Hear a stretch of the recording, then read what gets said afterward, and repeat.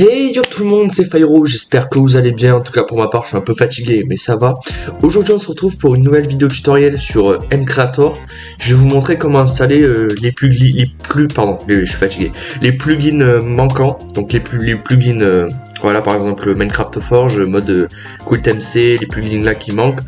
Donc vous allez voir, c'est tout à fait simple. J'ai réussi à trouver la solution de mon côté parce que j'avais pas fait ce qu'il fallait en fait. Du coup c'est pour ça que ça s'installait pas. Donc pour installer vos plugins, je vais y arriver.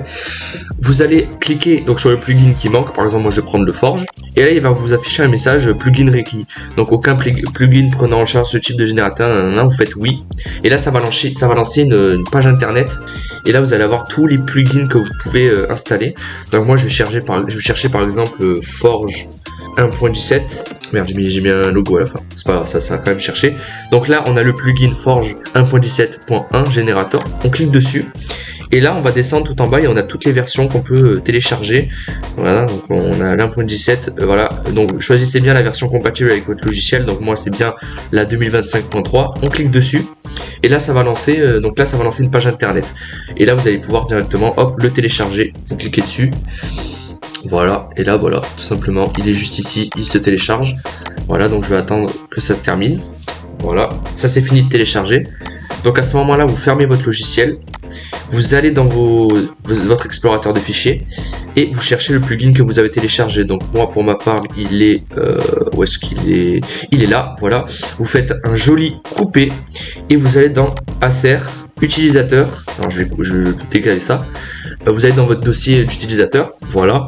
Vous cliquez sur .mcreator. Mcreator, c'est pas mcreator, hein. Tout le monde dit mcreator, mais c'est Mcreator. On clique dessus, plugin, et vous faites un joli coller. Voilà, tout simplement, et votre plugin est installé directement. Bien, très important, ne le décompressez pas, gardez-le en .zip. Voilà, c'est moi que j'avais fait l'erreur. Vous le gardez bien en .zip et non vous le décompressez pas, sinon ça ne fonctionnera pas.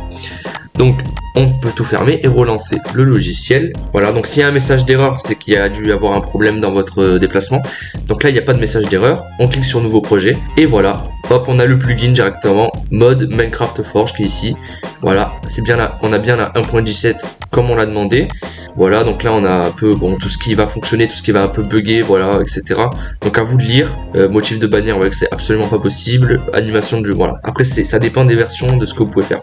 Et là vous pouvez créer, hop, on va créer un mode, on va l'appeler test, voilà, et on va démarrer tout simplement pour vous prouver que c'est pas du fake, que ça marche. Et voilà, donc votre projet maintenant chargé, puis vous pouvez voilà créer vos modes, éléments personnalisés, game rule, etc. Vous pouvez importer des modèles 3D, des ressources, voilà, savoir que vous pouvez installer plusieurs versions, donc 1.17, 1.10, 1.21, ce que vous voulez.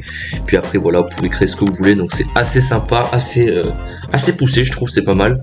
Et puis voilà, donc j'espère que la petite vidéo, voilà, tuto vous aura plu. C'était pour vous montrer comment, voilà, un petit peu avoir plus d'accessibilité, etc. Sur Mcreator, voilà, d'avoir le Forge, NeoForge, etc. pour pas à chaque fois convertir, faire des trucs, faire manipuler, etc. Là vous avez juste à lancer un projet et puis voilà quoi. Après voilà, c'est tout simple. Voilà, donc je vous dis à plus, à une prochaine vidéo.